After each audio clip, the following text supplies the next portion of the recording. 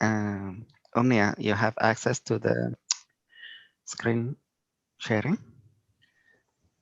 No, I don't have.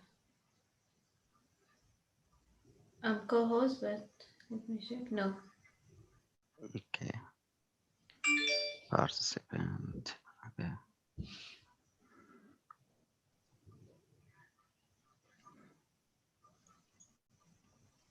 You okay? I'll make you the host, and then you can try it. Okay. It appeared now, yes. Okay. So whenever you are ready, you can decide. Okay, I'll just wait for 5 minutes because I think today Tamadur is presenting, so I will wait for Tamadur to join. Okay.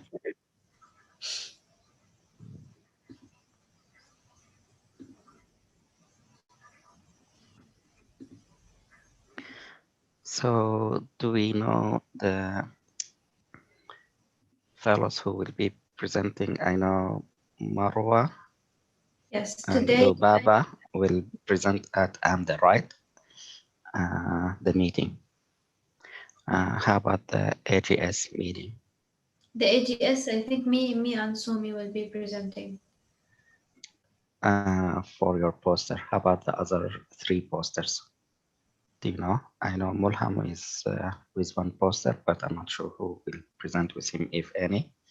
And then the other two Mul- posters, I have no idea. Mulham was in the process of choosing somebody because I think he has Azra and Awad as well with him in the same poster. So I don't know what did they decide. Okay. So maybe if you can just, by the end of the meeting, if you address this so that I have a list, that would Sure. be great. Thank you.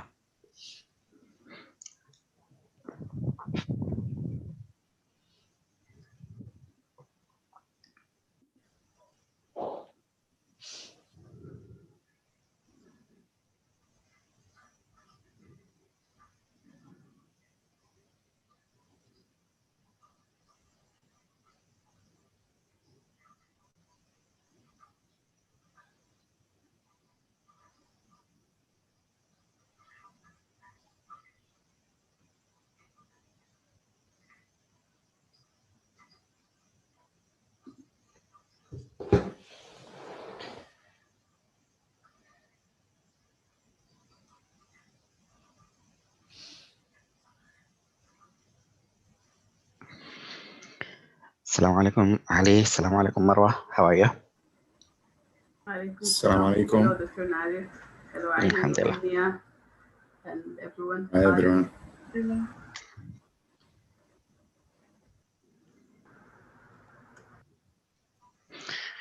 So I would suggest maybe, Marwa, are you ready?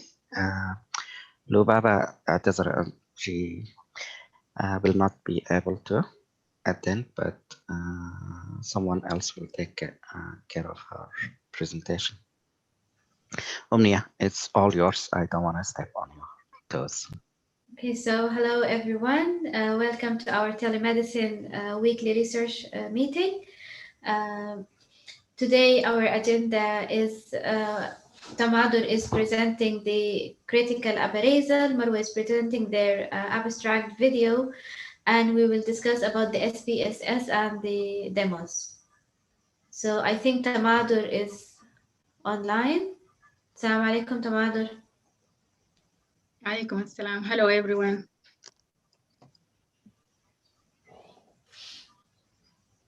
Alaikum salam.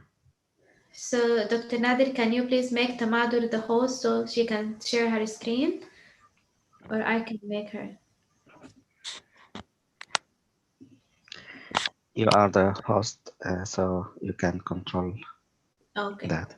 So you right click on the name, or just if you hover.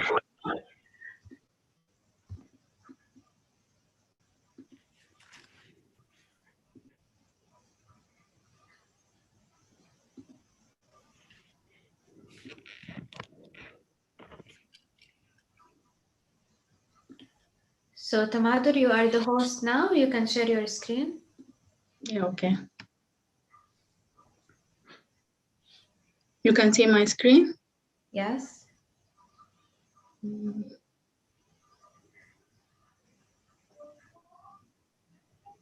How I move this?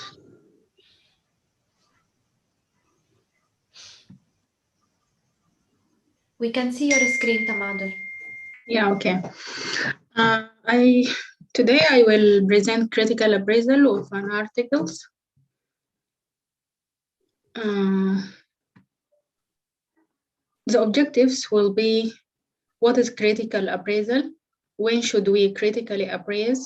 Critical appraisal aims, how to apply critical appraisal steps.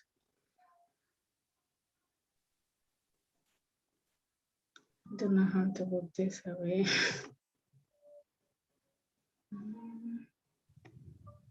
Yes.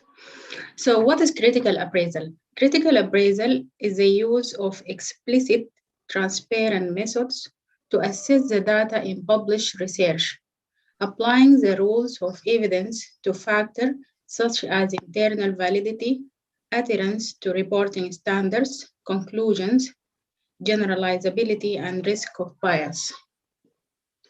Another definition of critical appraisal is the process of carefully and systematically assessing the outcome of scientific research, the evidence, to judge its trustworthiness, value, and relevance in a particular context. And another definition, maybe it is similar, the process of carefully and systematically analyze the research paper to judge its trustworthiness and its value and relevant in particular context. So also is a process of systematically examining research evidence to assess its validity, result, and relevance before using it to inform a decision. So when should you critically appraise? When you're conducting literature review, you need to do critical appraisal for grant proposal for new project, evaluating the effectiveness, cost, and benefit of health program and intervention. This way you use critical appraisal, and also establishing new innovative in the health programs to set right the lacune while implementing health policies and public health decision making. The critical appraisal aims to help people develop the necessary skills to make sense of scientific evidence based on validity, results, and relevance.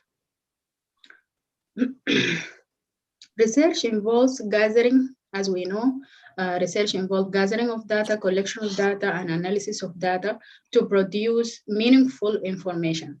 However, many of the research are not in good quality, and many studies are biased and the results are untrue. This can lead us to draw false conclusions. Critical appraisal is an essential step in the process of putting research into practice.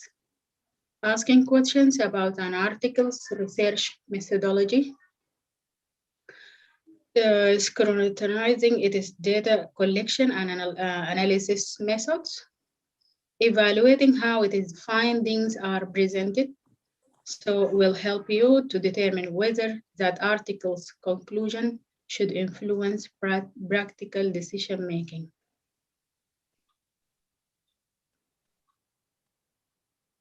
So different research questions require different study designs. For example, the best design for studies evaluating the effectiveness of an intervention or treatment is a randomized controlled trial. Studies are also subject, as we know that the study can subject to bias, confounders, and it is important that researchers take steps to minimize this bias and confounders. In order to minimize this bias and confounders, we can use the control group, randomization, and blinding. Odd ratios ratios, relative risk, and number needed to treat are methods of analyzing result in order to determine if an intervention is effective or not. So first we read the abstract, then we decide, are your issues discussed there? What are the main findings of the research? Do you want to know more after reading the abstract? Are you curious? Does it address a related question? Are there reasons to doubt the findings without reading the whole articles? You just start the article and from the start, you doubt about the finding. Then we go for read the introduction and discussion. In the introduction and discussion sections, so we'll help you to identify the key concepts, goals, subjects, and theme of the research, to have a good idea about the research, what it is about and everything. Go for introduction and discussion. In methodology section, the methodology will give you a step-by-step description of exactly how the study was carried out and where the study was done, from whom the data was collected, is it primary or secondary data, and how the data was collected. So it will give you a lot of information by going to methodology section. How good is the data? Does the study adequately control for differences between the groups being compared? Are the statistical methods appropriate? Is the sample large enough to produce significant results? So all these questions will be answered in the methodology section. Now we go for how good are the measures, which is an important factor. Do the measures accurately reflect what the researcher was trying to measure? Validity. How clear and appropriate are these measures? Is it too broad, too narrow, ambiguous? Are they actual measures or proxy measures? Are the measures well established in either broad research or through pilot testing by the researcher? So compare the abstract to the discussion. You go read the abstract and then come for the discussion and compare it. The discussion section, usually more detailed and precise than the abstract, and will explain the limitation of the research and possible implications, which are not mentioned in the abstract. So it is more detailed and okay. So and go for the table given in the data in the tables and compare it to the discussion and conclusions. Are the results reported in the conclusions consistent with what is reported in the tables? Is the interpretation consistent with what the actual findings were? So you will have more information if you compare the tables with the conclusion. Is it consistent? How well are the results related to other research of the same topic? Now you compare other topic.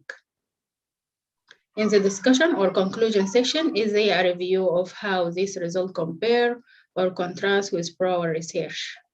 If this report found something different from a previous research, then it is important to question on appraising the reliability of the finding.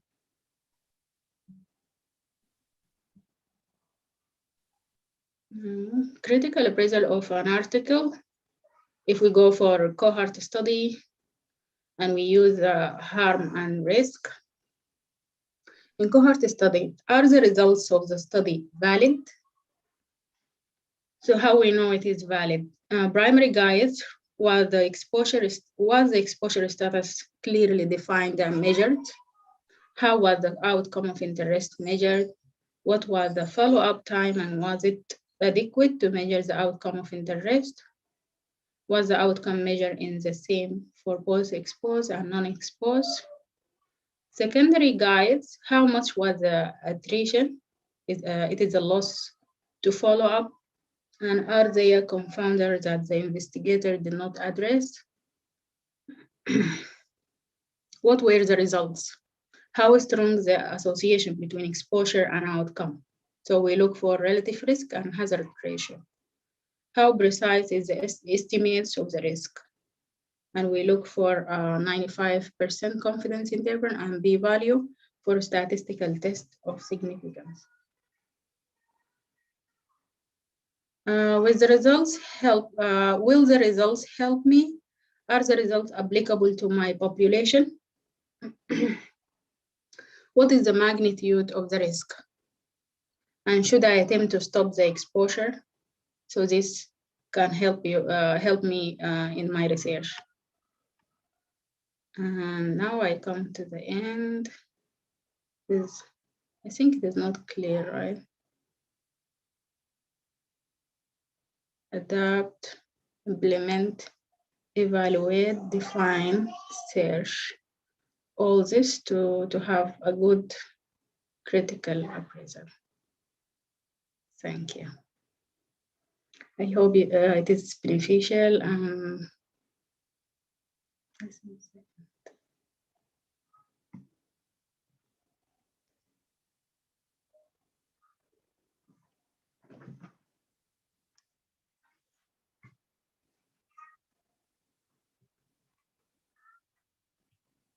You are muted, Mia.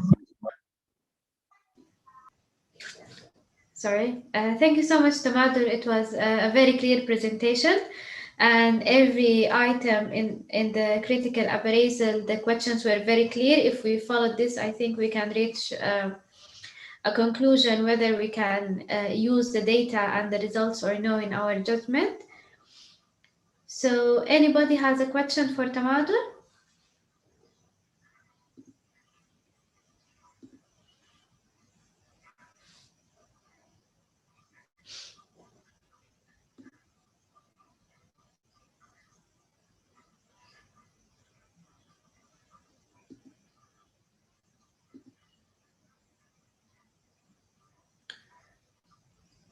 So go Marwa.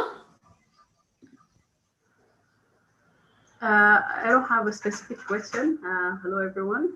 But I would like to thank Tamaro for the presentation, and well done. It was concise, and as Omnia said, the questions were very specific. And I think that you went so like a little bit fast on the points, but definitely the all the questions are like very to the point, and the presentation overall is very helpful. Thank you so much. Thank you.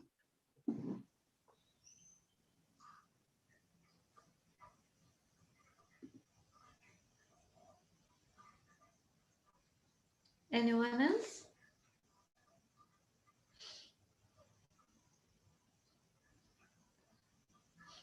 So Dr. Nader, do you have a feedback for Tamadul?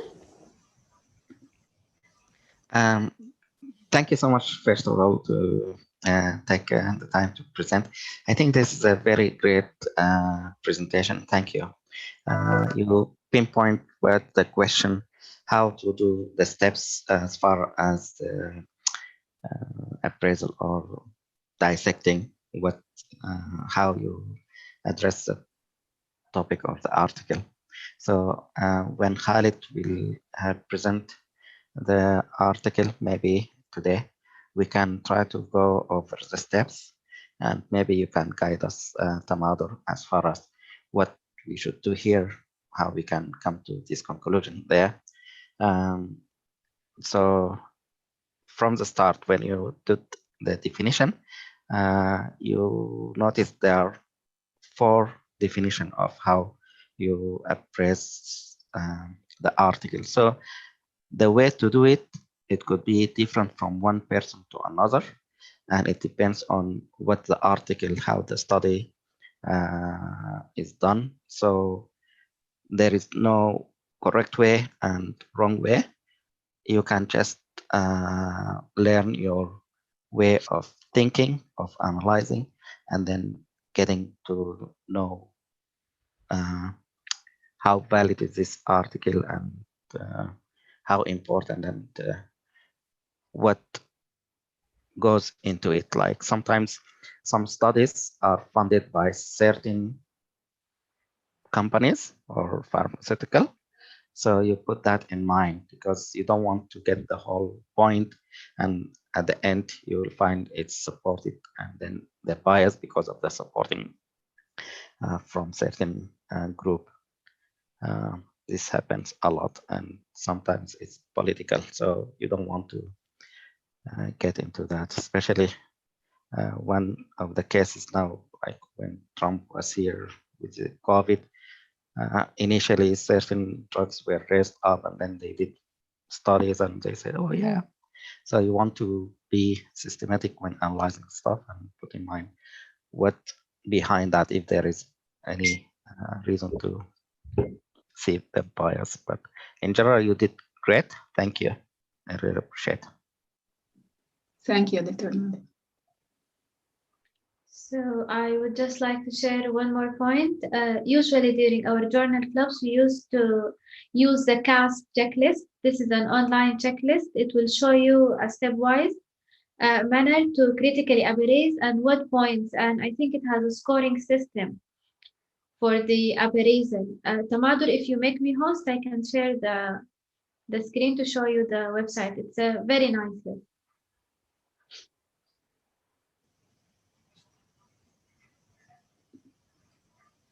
How I make you the host? Right click on my name, you will find more and Oh. you will find the make host button.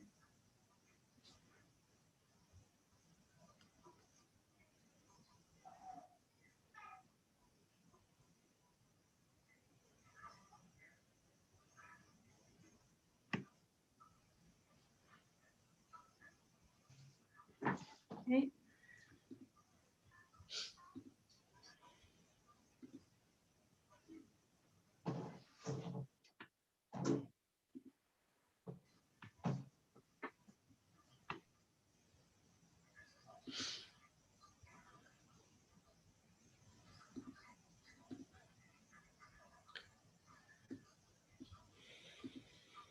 So this is the CAPS tool. As you see, it shows like this is the newly updated one. So we have the CAS for randomized control trial, for systematic review, for qualitative studies, for cohort, diagnostic study, for case control study. And you choose whatever you want. Then I'll just open the PDF for randomized control trial. There is a specific question that you can answer, and there is a checklist. Whatever you find in the study, you check it. Then you check if the study answered your question or no. I think this is a very easy and logical method to do critical appraisal, because like this you will not miss any question to be answered. And I think even there is an online tool as well, but I can't find it now. This is just a PDF. But we used to do it after each journal club. We try to check all the questions and the checklist in the CASP. So I hope this helps if you guys started using it. Omnia, if you can keep that. Okay, you closed it. But if Khalid is presenting that some of the journal or the topic about JAMA, maybe we can use this tool later to see how we can use it. If you can do some demo. No problem. I downloaded the PDF. I'll just keep it and I will open it later so we can use it. Sounds good. Sounds good. Thank you. So this is it.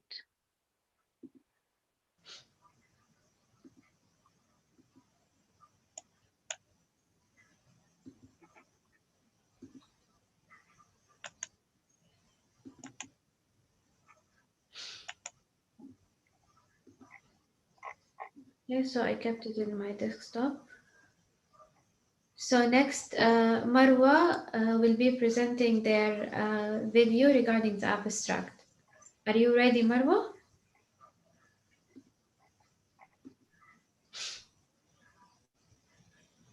I just would like to say one thing, that it wasn't actually when we submitted the thing, it's not like a video, it's actually an audio in addition to the poster.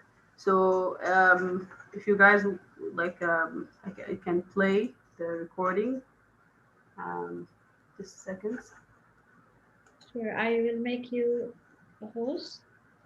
Okay. Perhaps, Omnia, if you want to make me the host, Okay, and sure. then I will make co-host.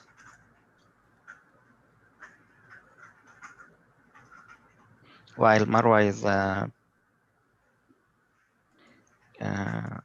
bringing up her audio, I'll show you how for some, maybe in the future, you may need to can I share my screen? Okay, Marwa, If you please can. make Dr. Nadir the host, because I made you already the host. Okay.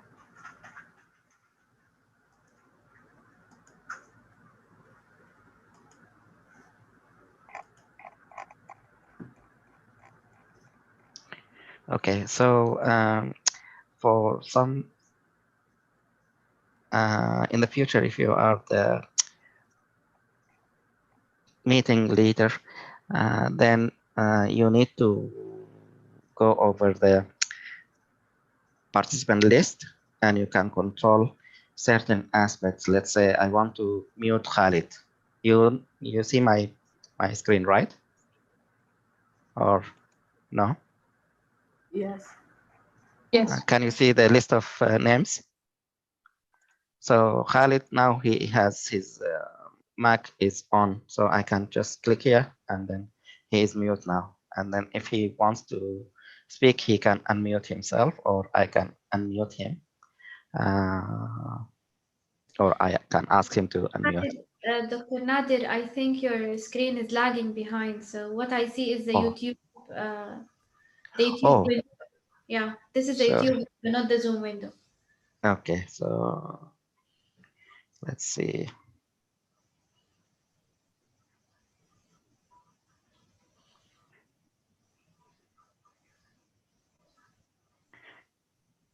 Now you can see the window or no? Now what we can see is our Telegeriatric research app. You can see the, okay, sorry. Maybe we can do it at some other time. It's just, I want to show you how you can mute, unmute, or ask another person to be a co-host or host. So the idea is to click on participants. You will have the list of all the participants, and if you hover over one of the names, it will give you options. One of them is to make the person a host or make the person a co-host. You can allow them to do certain things, maybe allow them to record, or assign them to certain tasks in the future, just for the meeting purpose or Zoom management. For now, I will just stop sharing, and it's back to you, Marwa, when you are ready.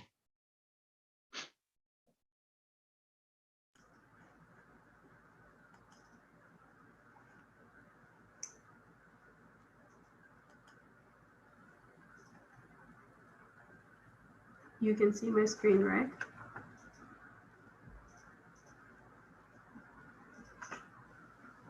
Yes, we can see Marwa.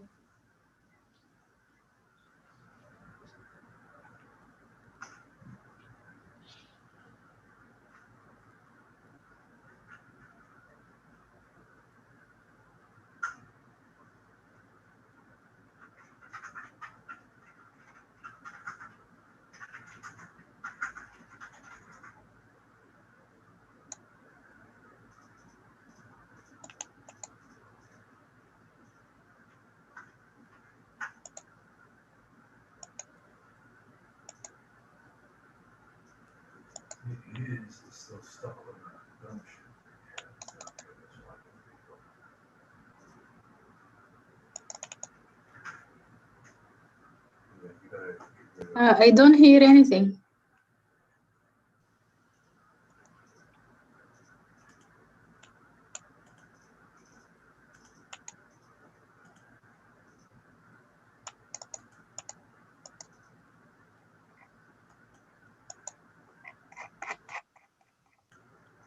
Can you hear me? Can you hear the audio or not? No, we can't hear No. you. No, it's playing, but we can't hear anything. Marwa, you're muted. Okay. I don't know. I thought it was like you would be able to hear it because once I opened the web page and recording the audio part, I can hear it actually at my end. So I don't know how that works. I think because you're using the headphones, so you're putting Okay, the so headphones. yeah, maybe I can use just the Can submitting you the speak headphone and slow? I think we can hear it then. okay, let's try this one once again.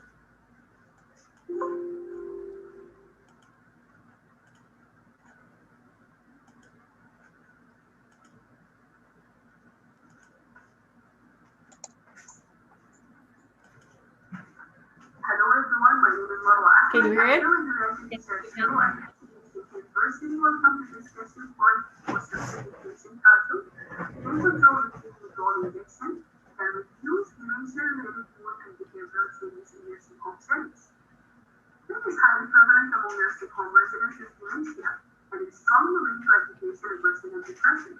Our peer support highlights the possible role of intrathecal steroid injection for pain control as a treatment option for behavioral changes in nursing home residents with dementia. An 80-year-old woman with dementia and Huntington's disease was admitted to a nursing home. Her mental history also included depression, generalized anxiety disorder, and osteoarthritis. Since her admission, she intermittently displayed aggressive behavior towards the staff. She also suffered from chronic right shoulder pain that occasionally disrupted her sleep despite having pain medication and physiotherapy regularly. During such times, it was evident that she was more aggressive towards the staff, and she also reported low mood. An assessment, she scored 10 over 27 for the basic health questionnaire, which was higher than her baseline. Physical exam was notable for restricted range of motion and right shoulder. Labs were normal. The patient received intra-articular decontrol injection in the right shoulder, after which she reported relief of pain, and interestingly, there was a remarkable decrease in the number and severity of the aggressive outbursts. 5 months later, the same thing happened again, and she also received decontrol injection, but this time the response was only partial. Since she was pain-free and there was no obvious cause for her symptoms, she assumed that the residual behavioral symptoms were related to progression of Huntington's disease. A large proportion of patients with dementia display neuropsychiatric symptoms, the etiology of which is largely unknown, but factors like pain and psychological needs and neuropathological changes in the brain thought to play a role. With progression of Huntington's disease, it could be difficult for patients to communicate, which make the diagnosis even more difficult. In our patient case, both pharmacological and behavioral modalities were tried to address her symptoms, but there was no considerable benefit. Only after sufficient pain control with intra-articular steroid injection that the behavioral and depressive symptoms improved significantly. Our take-home message that proper pain assessment is crucial before deciding treatment in educated cases. Thank you.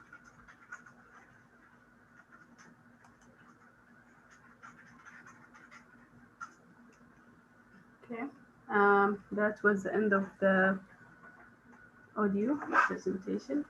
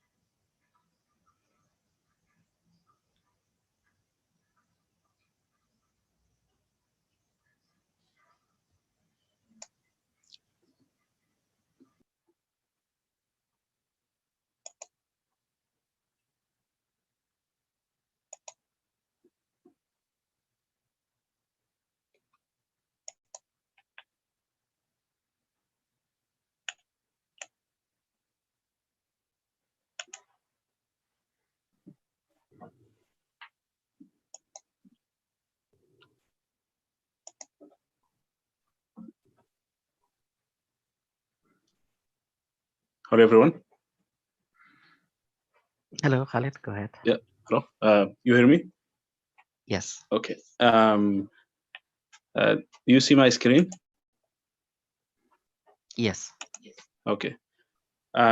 This the abstract I'm going to present just to maybe if we can apply some of what Tamadur talked about, or we can just use it as a start. I found this article, Association of SARS COVID seropositive antibody test with risk of future infection.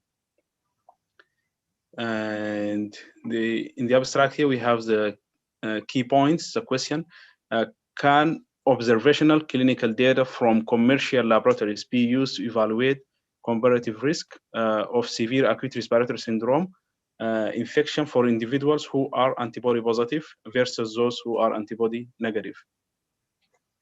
The finding in this cohort study of more than 3.2 million US patients with SARS-CoV antibody test, 0.3% of those indexed with positive test result had evidence of positive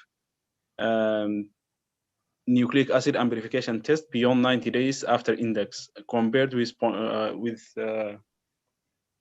3% indexed with negative antibody test result.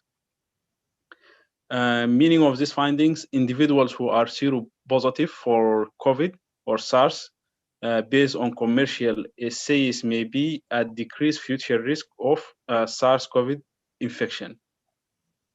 And this is the abstract, the importance. Understanding effect of serum antibodies to severe acute respiratory syndrome coronavirus on susceptibility to infection is important for identifying at-risk populations and could have implications for vaccine deployment. The objective of this study, the study purpose was to evaluate evidence of COVID infection based on diagnostic nucleic acid amplification test among patients with positive versus negative test result for antibodies in an observational descriptive cohort study of clinical laboratory and linked claims data. Design, setting, and participant study created cohort from a de-identified data set composed of commercial lab tests, medical pharmacy claims, AMR, and hospital charge master data. Patients were categorized as antibody positive and antibody negative according to their first COVID test, antibody test, and in the database. The main outcome, primary endpoint, were post-index diagnostic NAT result with infection defined as positive diagnostic test to post-index measured in 30 days intervals. Additional measures include demographic, geographic, and clinical characteristic at the time of index antibody test, including recorded signs and symptoms or prior evidence of coronavirus, diagnosis or positive NAT result, and recorded comorbidities.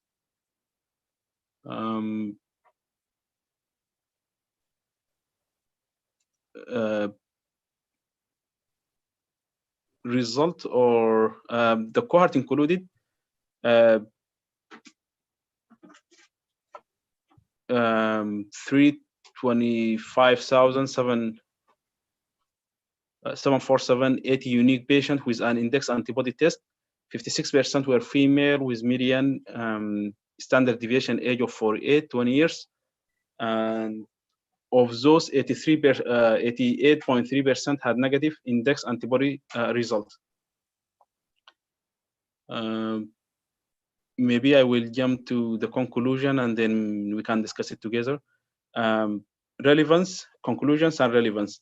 In this cohort study, patients with positive antibody test result were initially more likely to have positive NAT result, consistent with prolonged RNA shedding, but become markedly less likely to have positive NAT result over time, suggesting that seropositivity is associated with protection from infection. Duration of protection is unknown, and protection may wane over time. Thank you.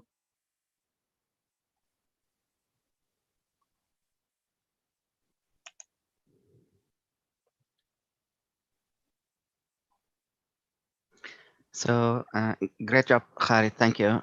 Maybe if Omnia with us, Do you have that file open? Yes. Can you allow me to share my screen? I have the file open. I will share it with everybody.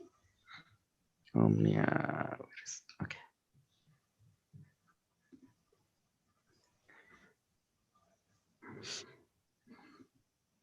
Are you able to? Just a moment.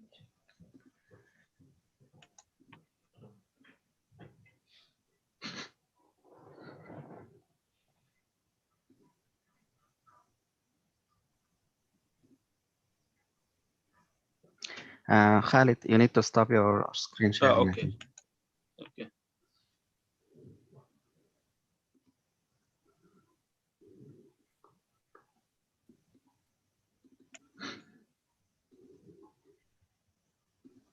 So can you guys see my screen now?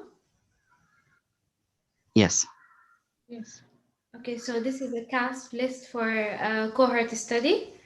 So how to use this appraisal tool is to answer few questions. Are the result of the study valid? Will be answered in section A. What are the results? Section B. And will the results help locally? Section C. Okay, so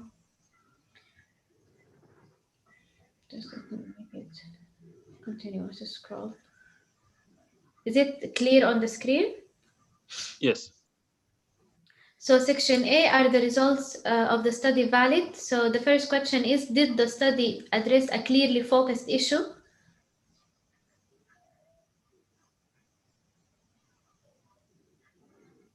So perhaps Omni and Khalid, you can play.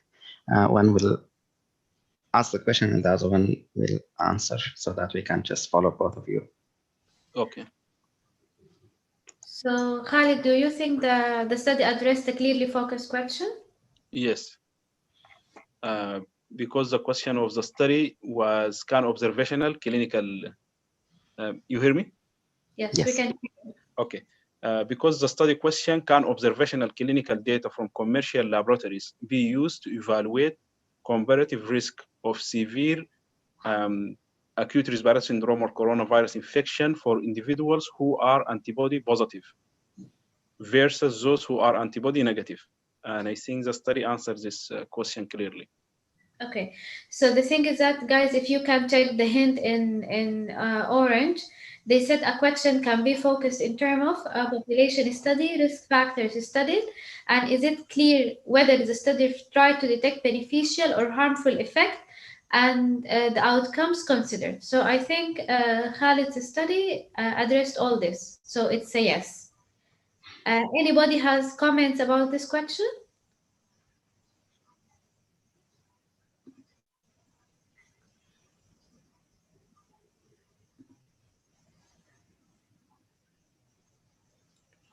So we'll go for the next question is, was the cohort recruited in an acceptable way?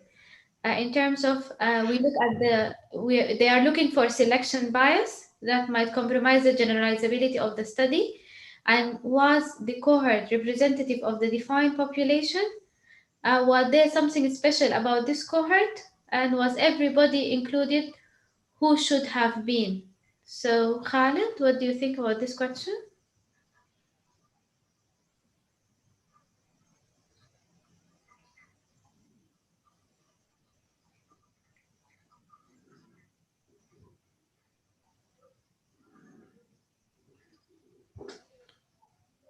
Can you hear me, guys? Yes.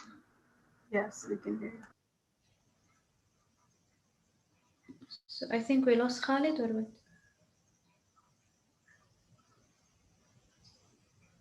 So I can jump in. So from the study and the recruitment, they looked at the data base or data set from their labs and from other resources. So recruitment of participant is kind of acceptable from that point of view. Cohort, they have a large number and they define the population according to the question they have, either positive or negative. They focus on that and they have the results Was there something special about the cohort? I don't think they just focus on the test and then they obtain some clinical and geographical data. Was everybody included? I think this is what in the study, so yes. So question 2, the answer is yes.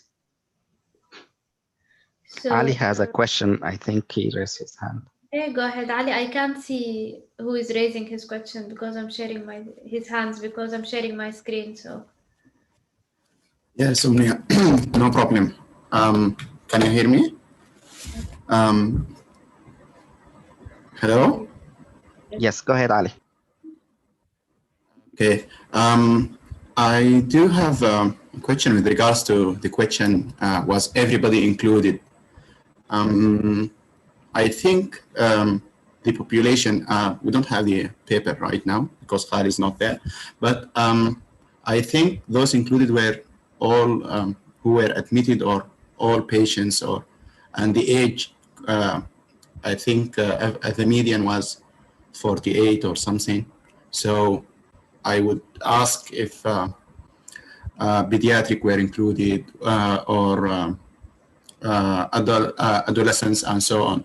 So would it be, would the answer be yes to the question, everybody was included or not? And also I have a suggestion for us all to be involved. I think we can use the reactions button if we think the answer yes or no in the reaction button below. Thank you. this is Great very suggestion. good, Ali. Yes, very good. Omnia, Khalid, I think has a question also.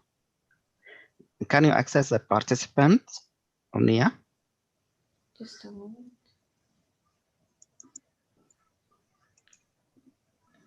No, I can't. It's just Okay, that's all right, maybe.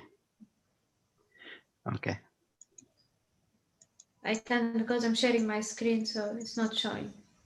Okay. So I will tell you, I'll be your little helper here. I'll tell you who raised the hand, okay? Oh, Khalid Adam is raising hand. okay, so go ahead, Khalid. Yeah, sorry. I just my call dropped. I lost the internet connections. I was in this. I just heard the second question of appraisal. I'm not sure how that went or. So Khalid, for the second question, was the cohort recruited in an acceptable way? So Ali has a question about the defined population. Dr. Nader kindly answered yes, it was an acceptable way of recruitment. They included a good number of population. But Ali was wondering if, he said the median age was around 48, and he was wondering if the pediatric population and adolescents were included in the cohort. And if they are not included, this question answer will be as a yes, or we can't tell. I'm looking into the result, but I think the mean age for most of the study participants is 48 versus 44 years old. This is the population included in this study. Okay, so and they define their age range in their question or no? They just make it like open question, COVID, SARS-CoV-2 Yes. antibody. They defined the population, 56% of the populations are female, and their median age or the standard deviation of 48 years. And So I think in general, this might affect the generalizability of the study. So if I didn't hear you by mistake, mainly their population was females, right, rather than males, you said, right? yes, I didn't see any mention of male population here, but mainly about female patients. No. Sorry. 64% means 46% are males, right? Yeah. Maybe I So can share with you the screen to. okay, Khalid, I'll make you the co-host also. So go ahead. You can. I think I Omnia, can if you read. stop. Let Khalid share, and I will read the questions slowly, Okay. and then Yes. discuss. This will be better. Okay. So we So can before see the- Khalid, you can share, but I want to make 2 points clear.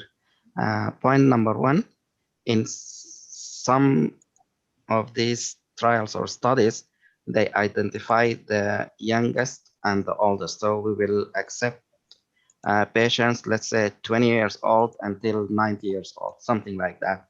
And sometimes they make that clear.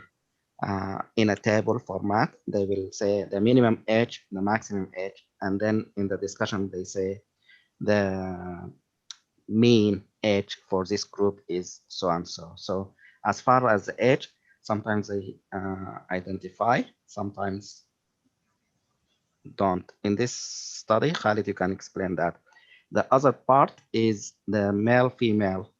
Usually they collect information from the record, so they will identify male and female, and then they report that as, let's say, 55% are female. So the rest of the 100, the 45% will be male. So they will report one gender, and you can expect the other gender. But Khalid, go ahead, you can take it.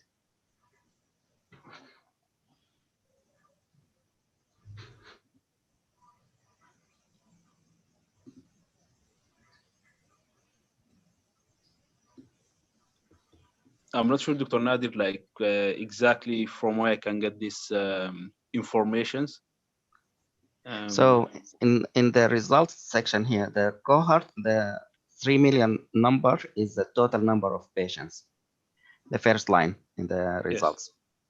And then in that, they say the second line, 56% were female. So that means the rest, 45% are male. So this is a gender. So they divide the population into either female or male, and they usually want to make them equal, like 50%, 50%, but not necessarily in this case. So it's close. It's 56 to 45, right? 40, yes. 40, 44. This is as far as the gender. Then you look at the age. The age group, they did not identify what is the youngest patient of this and what's the oldest, what's the lowest age, what's the highest age, the minimum and the maximum. Sometimes they put that into a table. In the table, they will put minimum or maximum age, and then they will put the median. In the text here, in the second line, they say the age for the median age is 48. That means the median of all these patients, the age of them, is around 48. So it could be between 20 and 60, and most of them in the area of 48 years of age. But we don't know that. It could be 1 year old to 90 years old, and the median is 48. So still we don't know from this. But they have the standard deviation. So with the standard deviation, you can get the upper and the lower. So if you have the median 48, you add 20 to it, it will be 68. This is the oldest. And then you subtract 20, it will be 28. So this is the lowest. So from this line, you can say the participants from the age start 28 up to 68 years of age. Does that make sense? Yes, thank you, Dr. Nadir. You're welcome. So next question is about, was the exposure accurately measured? to minimize the bias. So they're looking for measurement bias. Did they use subjective or objective measurements? Do the measurements truly reflect what you want them to reflect? Were all the subjects classified into exposure group using the same procedure? So I think they used the antigen, the antibodies antigen measurement, and this is a very objective measurement, and they used it in the cases and the controls as well. What do you think, Khalid? Yes, I agree with you, Omnia. I think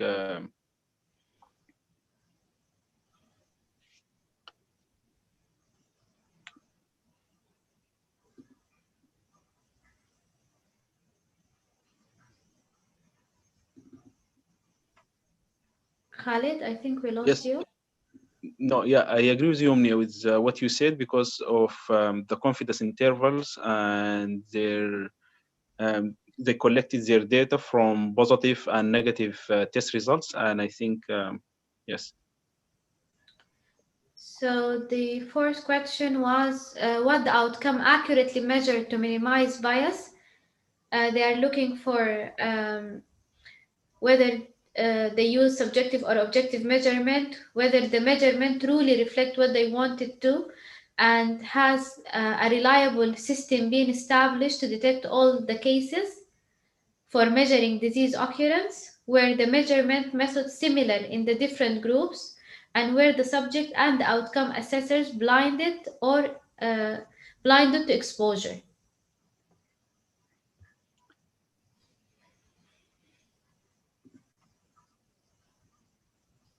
Um, I'm not sure if the paper answer all these questions, but I will open these questions to anyone if they want to intervene or to comment on this part. So Marwa raised her hand. Go ahead. Can you go to the methodology part, Khalid? I think if they state, like they might state, we might get the answer to this question in the methodology part rather than the results. And I think a great deal of the questions were answered, but maybe not all of them. For example, exposure, blinding to exposure is not relevant here because there is no like intervention done. So that we don't need an answer to that question.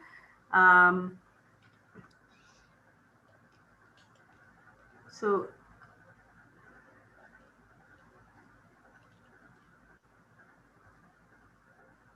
I think all the patients were all the group of patients were subjected to the same test.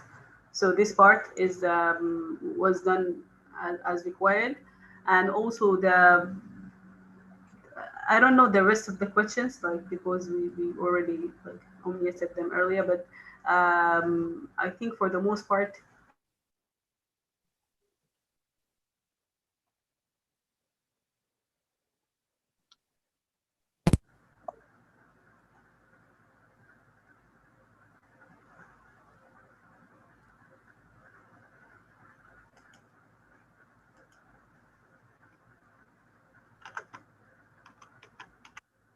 Guys, I shared the list in the WhatsApp group so you can check the questions. I do agree with you, Marwa. I think most of the questions were answered in the study, and the blinding, we can find it in the methodology or the discussion section as well, who was blinded and so on. So the fifth question is, have the authors identified all important confounding factors? And if there is any ones missed by the authors? So can we go to the methodology section? Yes.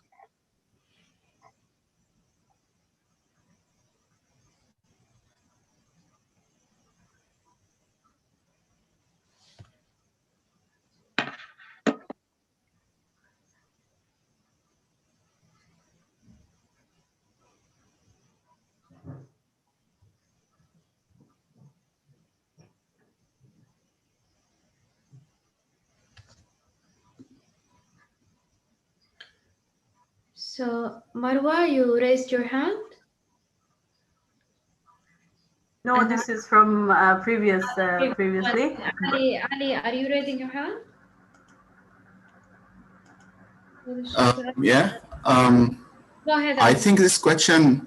I think this question doesn't apply here, confounders, because this is a nucleic acid amplification test, and it's either positive or negative.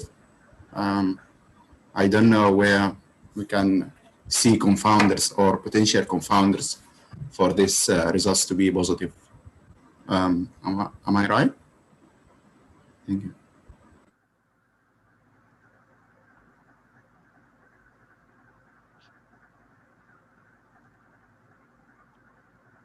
I think, yes, you're right, but how did they define positive and negative?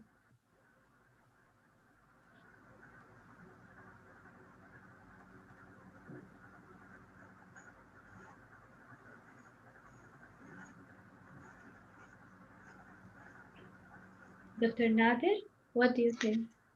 So as Ali said, this is just a study depending on a test. So there is no room for bias. So the test, if you go up, Khalid, a little bit on the methods, I think the first, second, third line will answer this question. Go a little bit, one more. So they used the test and they identify, no, this is the introduction. Go to the method, go down a little bit. So they have the test positive, negative, or the option other one is inconclusive.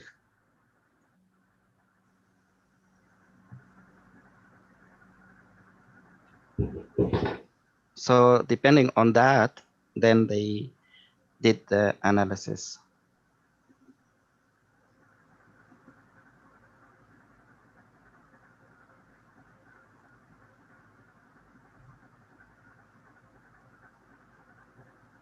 Does that make sense, guys? Yes.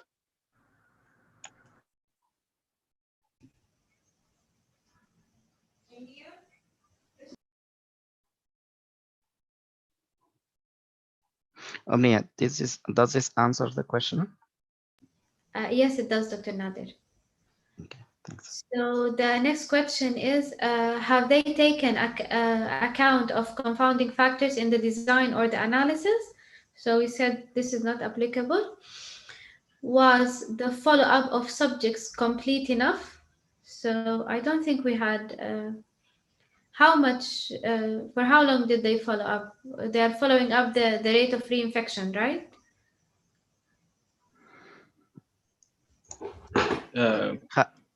Yes, they Khalid, commented on, yeah. They commented on this, I think, on the duration. They mentioned here, I think, in the conclusion. In this cohort study, patients with positive antibody test results were initially more likely to have a positive NAT result consistent with prolonged RNA shedding, but became markedly less likely to have positive NAT result over time, suggesting that seropositivity is associated with protection from infection. The duration of protection is unknown, and protection may wane over time. Okay, but I think the question, for how long did they follow them? Wane over time, how much time? Is it a week, 1 month, 6 months? So if you go up, Khalid, the last 3 lines, the numbers, here, the result. Yeah, the results, yeah, the duration, 30 days, 60 days, and 90 days. 90 days. So they followed them up for 3 months total. This is the longest follow-up. Yeah. Okay. Yes. So this answers our question. If I may add another, if you go to the line number 5, they say mean age 48 versus 44, and this is comparing the patient with negative antibody test who are older than the positive antibody. So they divide them into positive antibody group, and then the next group is negative antibody. The negative, their mean age is 48, and the positive, the mean age is 44. So this is another way to divide your participant according to positive and negative, and then you can report their age if there are differences in age between the two groups. Sorry, go ahead. Okay, so anybody else has a comment?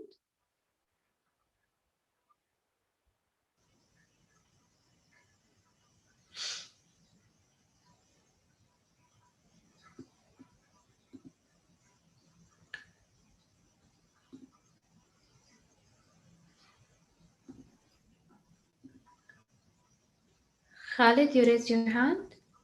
No, this from previous. Okay, so we'll go next question.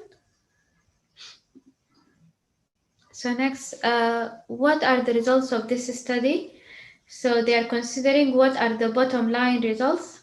Have they reported the rate or proportion between exposed, unexposed, and the ratio rate difference? How strong is the association between exposure and outcome in terms of relative risk? And what is the absolute risk reduction? ARR.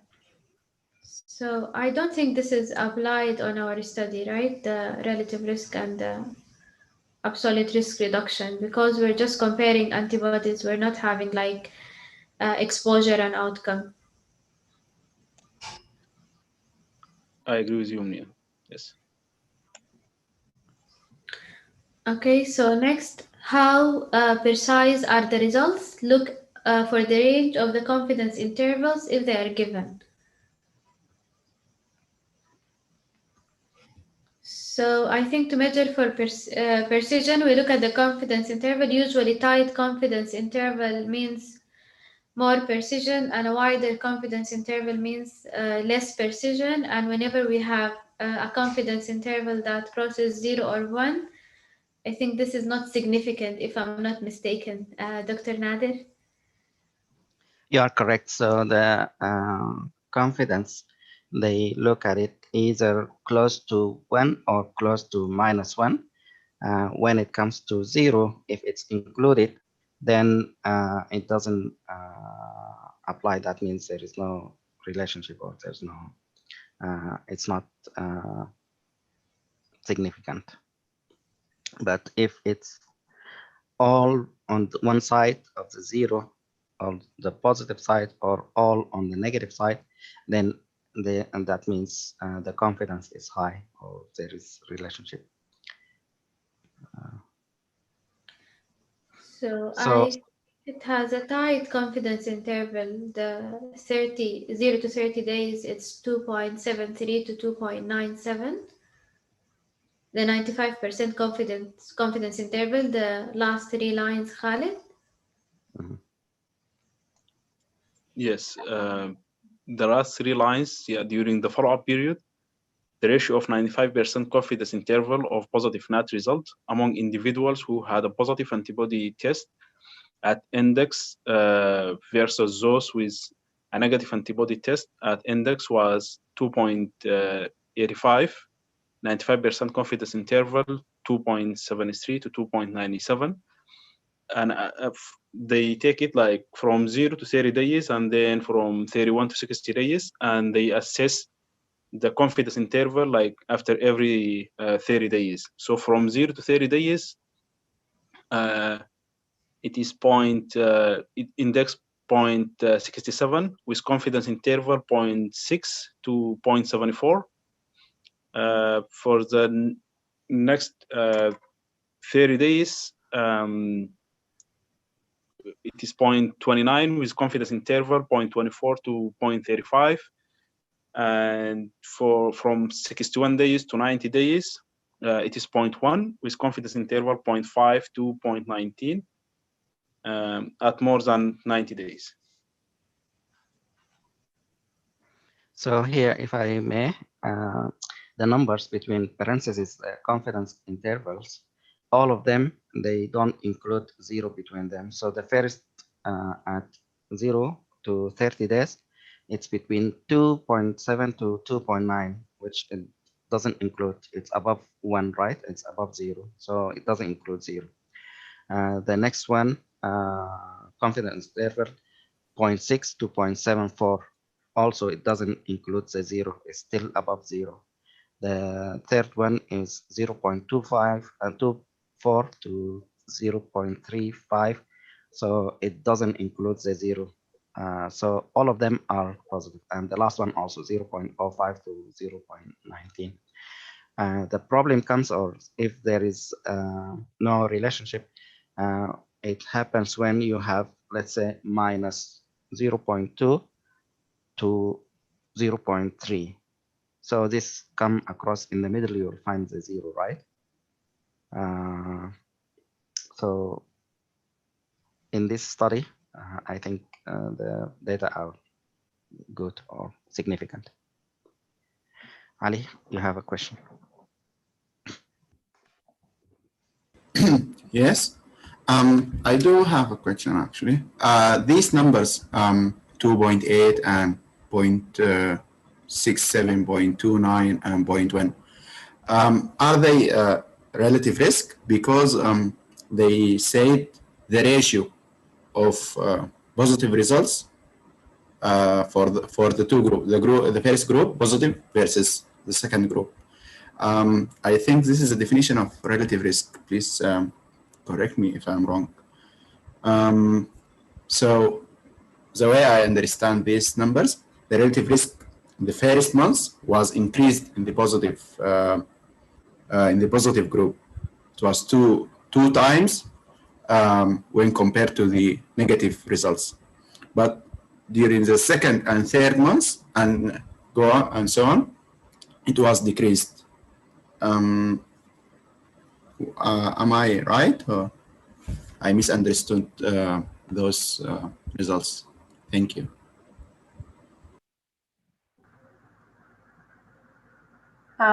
If I may say, you are right, because it's a cohort study. So the ratio here is going to be relative risk, unlike a case control where the measurement would be an odd ratio. So you are correct now, since it's a cohort study and this is comparing the ratios between the two groups, giving these numbers, this indicates that this is a relative risk.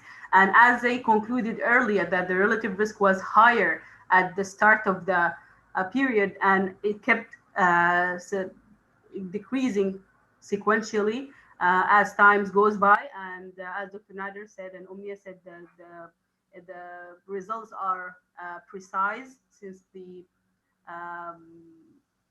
confidence interval is tight and it doesn't include the 0. So I would say the results of the study are precise and valid as well. This is just my comment. Thanks.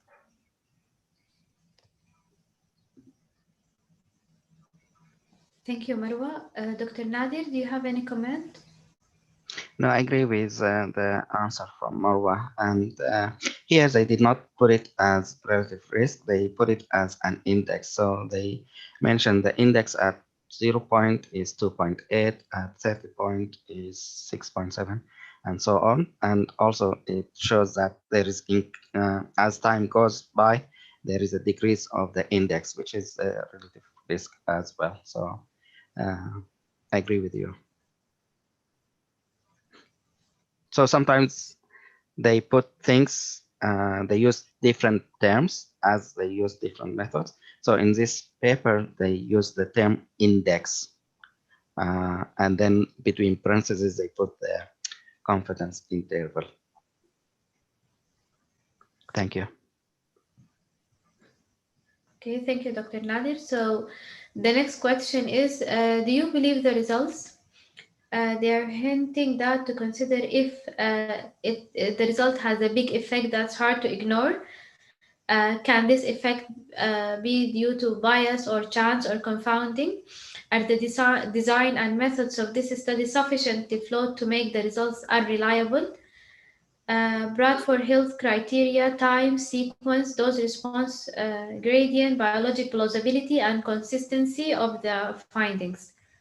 So what do you think, guys? Do you believe the results of the study? Yes, I believe the result of the study because it is collected from the record and positive versus negative test results. Thank you. So this means after 90 days, you should get ready for your second COVID infection if the results are true. You still have 0.1 or 10%. Okay.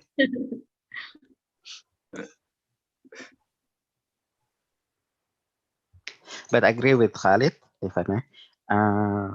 So the data is considered solid because we get the data from the lab results, positive, negative, and we already collected the demographic data and then we followed up. So there is no chance for us to have differences or the other questions in the hints don't apply or to this type of study. Yeah, so this is the third section, whether the results will help locally. So they asked, can the results be applied to the local population? So they wanted to consider whether the cohort study was appropriate method to answer this question. And the subjects covered in this study could be sufficiently different from your population to cause concern. Your local settings is likely to differ much from that of the study, and you quantify the local benefits and harms.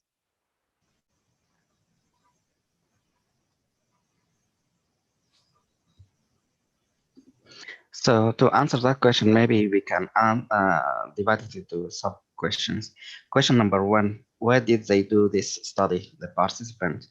Are they in the US and what part of the US? It is upper north, south, or so this is, I think they said it's a national results from the commercial lab. So it's kind of widespread.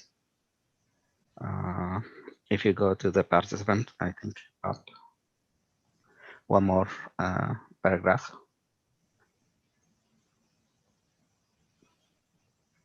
One more. Can you go up one more? Yeah.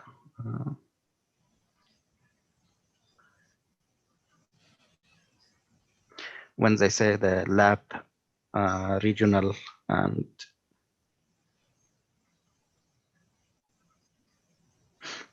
I think maybe in the I think it was results.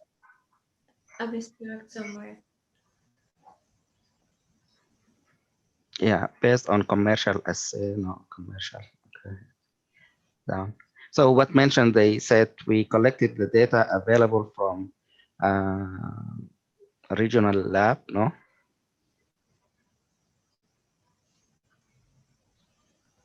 I think somewhere it was mentioned that they collected data from regional areas here around in the middle. A higher proportion of index resides in the Northeast United States. So it is in the United States, but it's all over, but some of them were located in the Northeast part of the United States. So here you can, geographically, you can say most of the participants in this area. So maybe the snow, maybe there's some about the environment in this area. And if you live in the South, then you can say this might not affect me as much because I don't have snow, I don't have whatever. Also Texas nowadays they have snow. But in general, let's say you compare geographical area or population. If the population in this group is age medium mean or is in the 40s, but your population, you are a pediatrician, you see patients 5 years to 15 years of age, then this study will not apply to you. The question Ali asked earlier. So, so you can divide this question into what data collected from what geographical area, environment, what groups are these, And how about your patients population? Do they match or look alike, or they are different? And I think to apply this study locally, the first step is, do we have the test or no? For example, in Sudan, I don't think we have the antibody testing in the first place to make the study and to generalize the results. Mhm. You're right.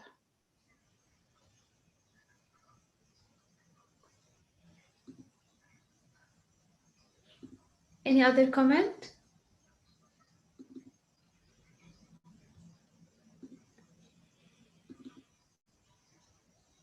Excellent. You did great, Khalid. And Marwa, I think you want to raise your hand, or? No, I said no comment. Okay. the no button. Thanks. I agree with Marwa. You did great, Khalid and Omnia. So this is the way. So you have questions, and you look at the paper, and you take question number 1, you apply it, and see if there is an answer. Yes, no, maybe it's not clear. And you go to the next question, question number 2. You look at the paper. Does this answer the question or not? And you go through the whole list of questions that Omnia raised. Excellent. Good. Thank you. Back to you, Omnia. I'm gonna shut. So I just have one small suggestion. This is very helpful. If Khalid would share the article like in the middle of the week, so we can have the chance to read the article, then apply the cast. It will save us time during the meeting to search for the answer. What do you think, guys? Sure, I agree, Marwa. This is very helpful, and honestly, I learned a lot today from these questions you asked and all you guys answered. And yes, from next week, I will share with you the article, and maybe even we can discuss it to have even more questions answered, and at the same time to apply these questions or like appraisal device, Omnia, you share with us into the article. And thank you so much.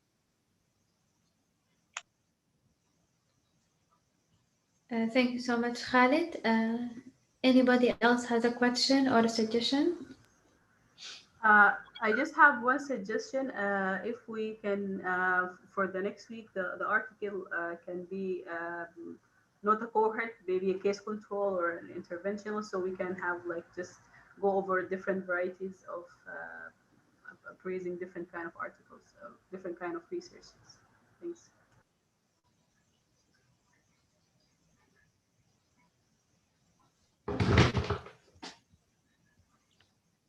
Okay, I agree. So I will share with you a case control study for the next week. Thank you. Okay. Thank you so much, Khalid and Marwa. So, Dr. Nadir, any comment?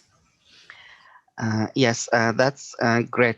Thank you, Omnia. Thank you, Khalid, and the rest of the group for the question and the great discussion. And I agree with the suggestion for doing it different type of papers. So case will be a great idea. I just want to share also with you, when we thinking about this exercise, it will help us in 2 aspects. One aspect is to analyze and see the papers and see if it's applying to you, and it will be special. This kind of exercise will be helpful as far as you and your patients, which is good. The other aspect of it, it will help us when we try to write a paper ourselves. Let's say I want to write a paper about some study or some whatever. When I'm starting writing, I should put in mind that the reviewer or the reader will analyze my writing. So I have to be as much as possible clear. Let's say I want to write about my subjects in this study. So I had to identify their age, female, males, gender kind of things, where the study is done, location, maybe the duration, time of the year. So all these details, it's better to think about it and put it in your method section when you are trying to write a paper. So by the end of your writing, you will know, oh yeah, I answered the question about where, I answered the question about when, I answered the question about if this will be applied to the reader in California, let's say, something like that. So it will help you down the road, hopefully. Thank you. Thank you so much, Dr. Nadir. So we'll go for the next part of the meeting, the SPSS. So anybody tried the website?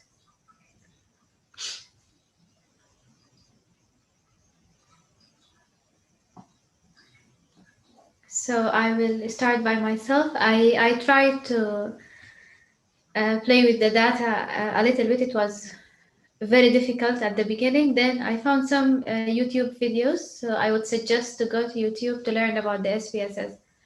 It's very clear when you watch a YouTube video, then come and apply it on the software.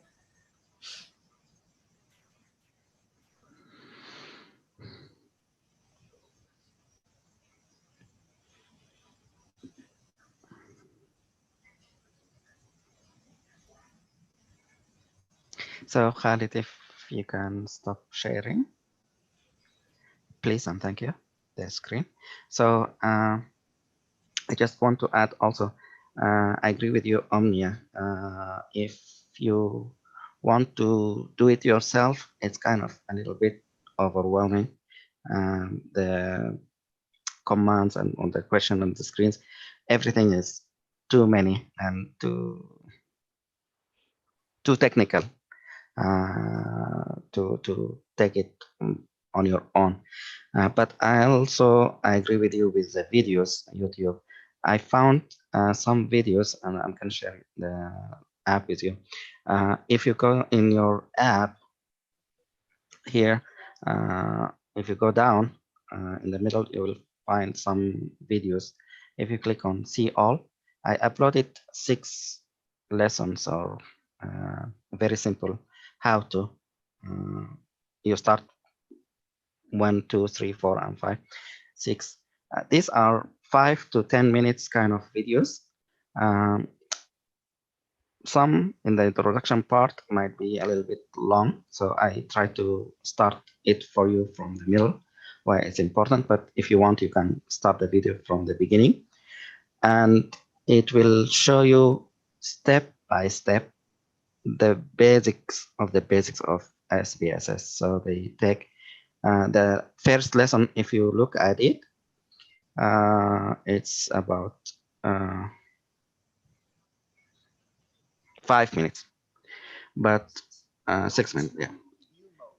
So it starts with the basics that I showed you last week, and it will go over the variables, the records of the patient, what you need to do if you want to just count how many, and if they are missing something, like the very basics of the SPSS. And then the next number 2 will elaborate a little bit. So they take it one step up, and then lesson 3, they will go into a little bit depth. So it's really very basics and very useful, very slow to absorb, and it's just short videos. It's not like a long one. So what I want from you is you click on, I want everyone to look at these 6 videos. You have a week to do that. Just watch the first one, and as you see here, add one comment. Just basically you say done, so that I can see that you watched this video. If you want to add more information about the video, that's well and good in your comment. for next people to look at it and say, oh, I want to focus on this part or that part, or that's not clear. Maybe you want to add another link to another video that's much better than this one, for instance. But I think if you cover all these 6 videos, it shouldn't take 1 hour of your time during the next week. So by next Saturday, I want everyone to watch these 6 videos at your leisure at any time. You can play with our data or with the sample data that comes with SPSS. You can do it in a group. Let's say 2 of you wants to do it in one session. Maybe you can work on getting together in Zoom or other type of communication, and then work, see how it's going as far as playing with SPSS. But I hope by next week, everyone will have a chance to look at all these videos, watch them, and if you have time to play with the SPSS itself. Any questions?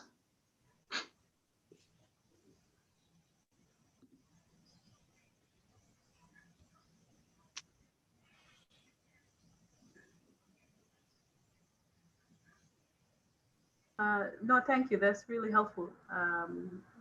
We'll try to go over them and learn even more. Thank you so much. You're welcome.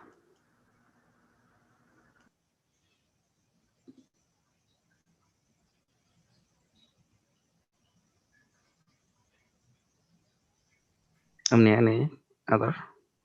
No one is raising his hand. So I think we reached the end of our agenda for today. And any suggestions for the next week meeting, guys? I think we agreed that Khalid Osman, he raised his hand. Okay, Khalid, go ahead. Yes, before we discuss next meeting's agenda, I have 2 questions. First is regarding to AGS. I'm not sure exactly, but I think we should prepare the manuscript before we go on and develop the poster or the audio recording. Is that correct? And the second question is regarding the critical appraisal tool we use today. Are there any other critical appraisal tools, or is this one the standard?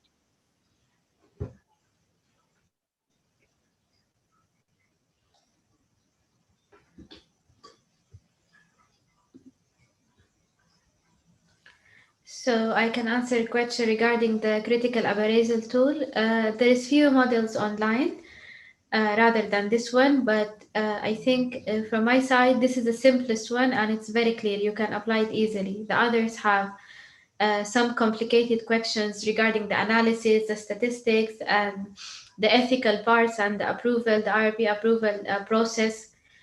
Things I don't think we can answer easily. It's for more people who are more involved in research and approvals. But this one is the simplest one. I used to use it in my journal clubs. So you can search for the rest online, I think. Dr. Nader, do you have any comment? Yeah, I agree with you. There are a couple of other tools out there. In our institution, we used a different one, simpler one. It's like 7 questions, 8 questions, and it's the same approach. Basically, the title asks this question: does the author answer the question? Something like that. So you can check yes, no. Basically, it's more or less the same way of questions, but this one has some tips or some details of how you want to answer the list of questions in the tool. So I think it's a good one. There are other options, but we can stick with one for now. If people down the road they want to look at others, they can also see. It can be different from one institution to another, different from one research group to another when they discuss in their journal article or discussion. The second part, or the first question about the, you raised a good point, Khalid, about the abstract AGS. So we already solved AMDA.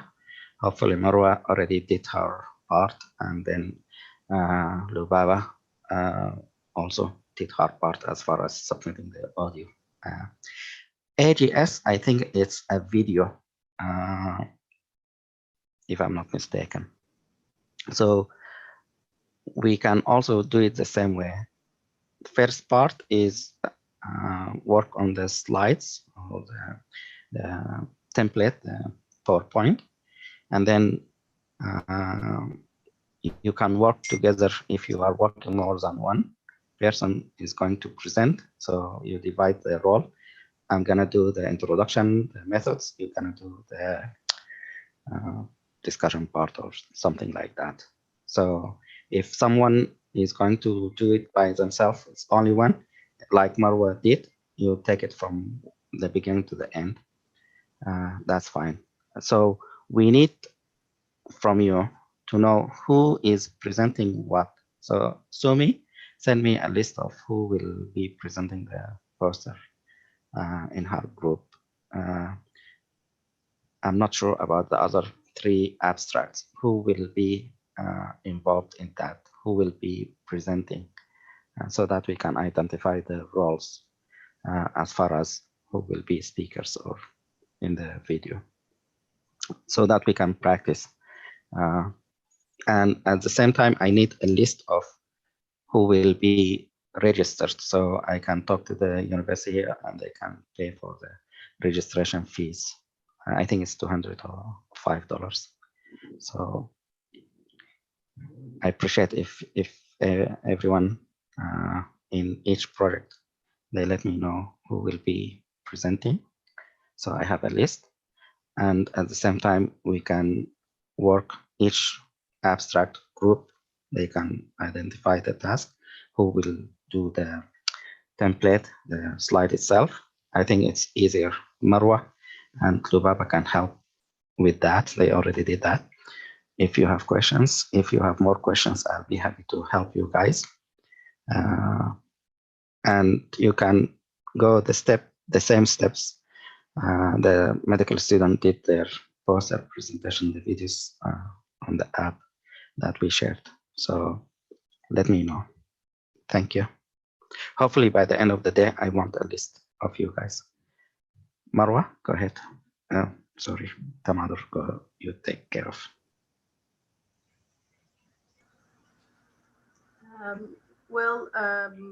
Good question, Khalid. And I agree with you, Dr. Nader, regarding that we can start preparing for that. But I have a quick question here. Like, do you have a specific number per poster? Like, do you have a suggestion? Like, for example, like for each poster, is it gonna be 1 presenter or 2 presenters? So accordingly, we can meet with the group and decide who will be presenting. I'm not sure if they have limitation. I think they said 5 minutes video or something. I'm not sure, but maybe 2 persons in a video will be okay. If you want to stretch it to 3 people in one video, also that's acceptable. So I see the video part. Yeah, we can get on, like, decide on that. But my point is, like, at the time of the presentation in May itself, like, will be just 1 person representing the whole group. You get my point, like at the live presentation. The live presentation, so it will be similar to the meeting now. So you can be the whole group, you can be one. It depends on availability and what you think about the. If you did not participate in the video and you want to participate, then maybe you can be as one who presenting. So maybe another 2 people or 3 or maybe 1. It depends on you guys who will be at that time live and ready for answer. It will be just similar to the meeting now. You'll be standby. If people come across your abstract and say, "Oh, I have a question. Can I ask you?" You say yes. And if you are three people, maybe one will answer the first question, one will answer the second question, something like that. So Okay, that's great. Thank you for the answer. I would like to ask the whole group, if like the people who are present now, do you feel like it will be helpful if someone presented like how to design a poster? The poster in AGS is going to be different from AMDA, from the ones that we did in AMDA, because it's up to 40 slides, not as this, not the same as the poster presentation that we did for AMDA. So it's something, it's different, but I mean the overall, I think like if everyone is comfortable, this is something that they can do by just watching YouTube and or like whatever resources available, and they can handle it. That's great. If anyone like if people feel like they want to improve on this or they need some introduction into the topic, I am happy to present maybe like just briefly on the basics or outlines of how to design a poster. I just would like to know if it's something that people need it or not. Like it does, like how many of us know how to do it and they're comfortable with it, and how many are not, and accordingly we can decide if that's needed, like such presentation is needed or not. Thank you.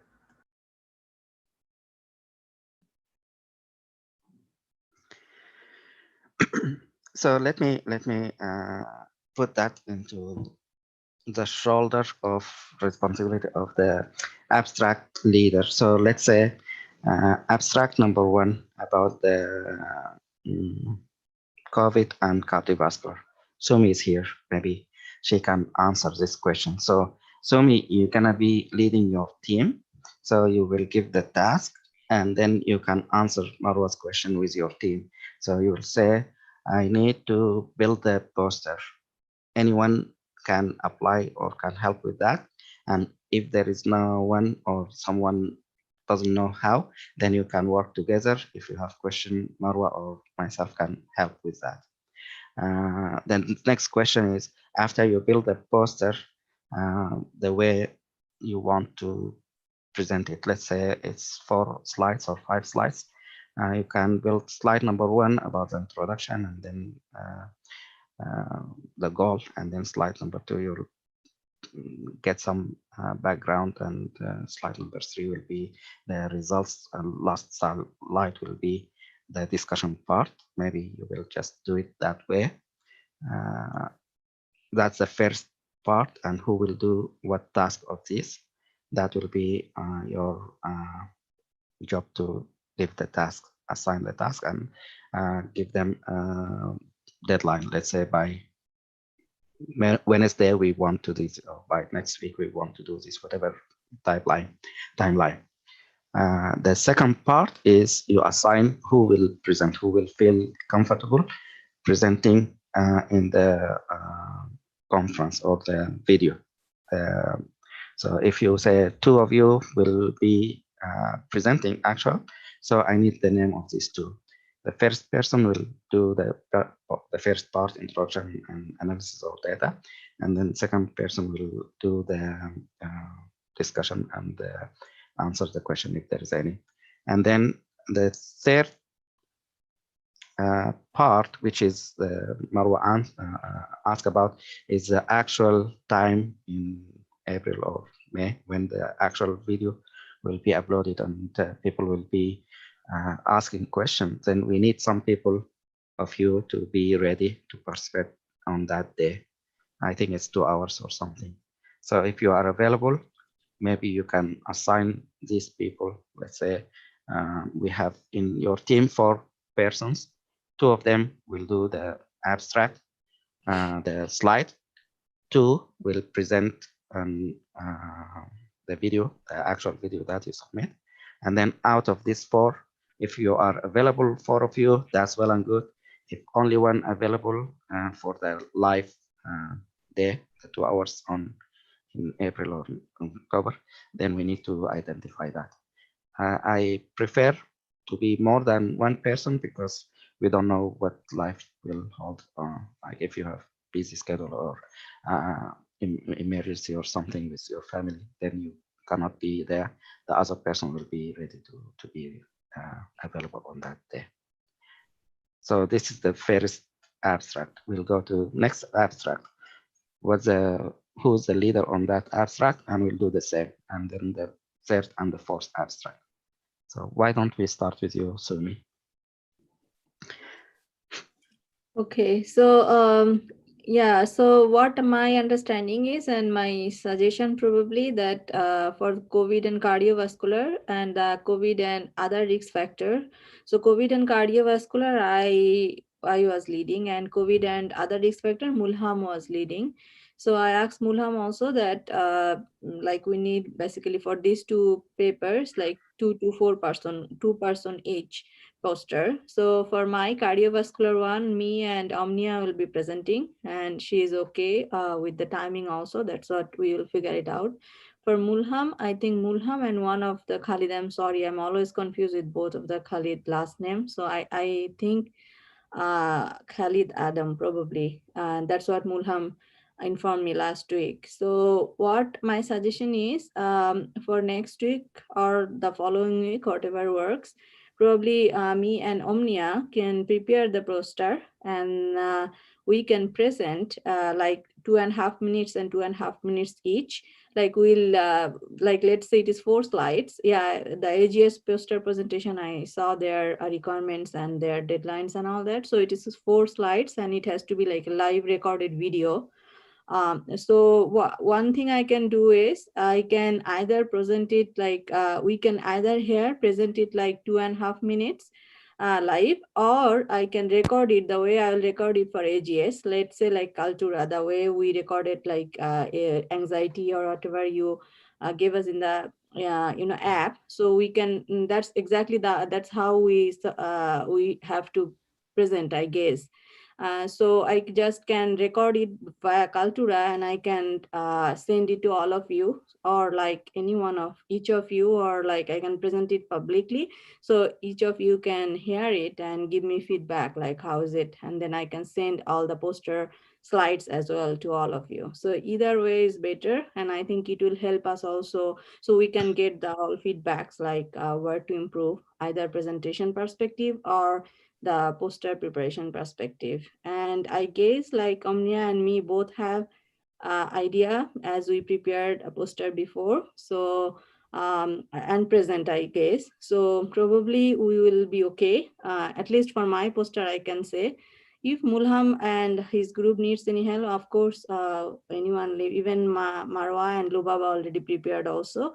So we all can help to each other to prepare and presentation. So I think next couple of weeks we can just do like one abstract, discuss and prepare and presentation and go from there. And we can also ask questions to each other in the group, like what kind of question it might come.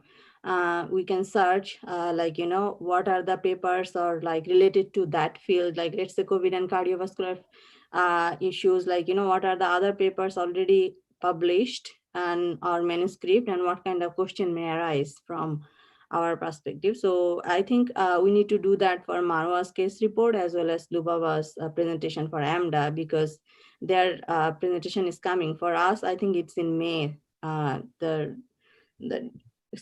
real presentation is in May 17, I guess. So we have time for AGS, but I think Marwa's and Lubaba's is coming. So like we all have the idea, so we can ask them questions and we can answer like how do they answer or something. So we'll be more confident by that way. So that's my suggestion. Thank you.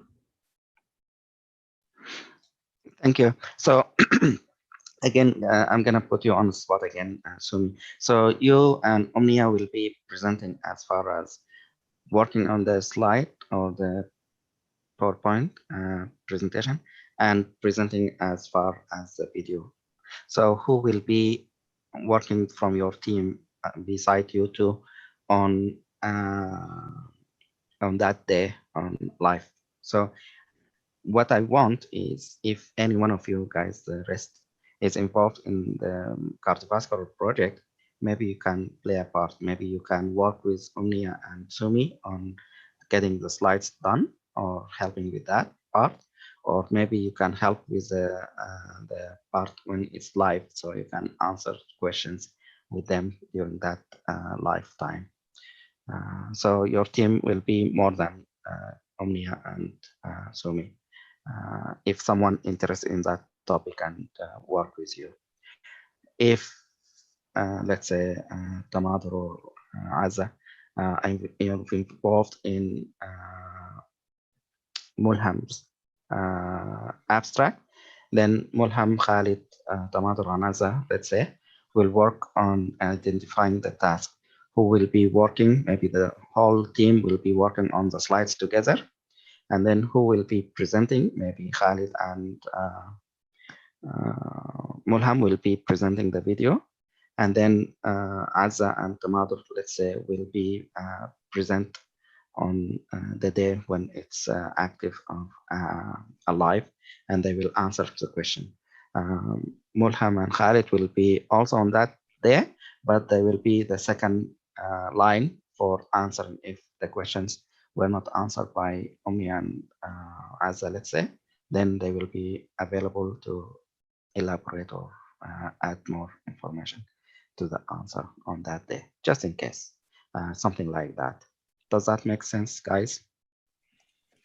So I want every one of you to be involved in some way of this task. Task number 1, preparing the slides.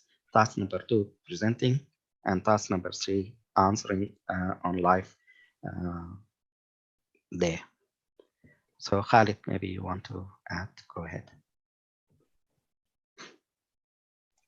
No, I just I agree with what you said, Dr. Nader. Thank you. You're welcome. So I have Omnia and Sumi for cardiovascular presentation, actual presentation for that.